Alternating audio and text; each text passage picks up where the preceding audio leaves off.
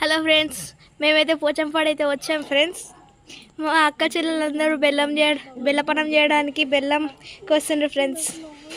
చూడండి బెల్లం ఫ్రెండ్స్, కోసిన బెల్లం అన్నం అయితే ఉడుకుతుంది ఫ్రెండ్స్. అలా చూడండి ఫ్రెండ్స్, మా బుజ్జకి అయితే అన్నం కడుపుతుంది. సొనక వాటర్ వచ్చింది ఫ్రెండ్స్.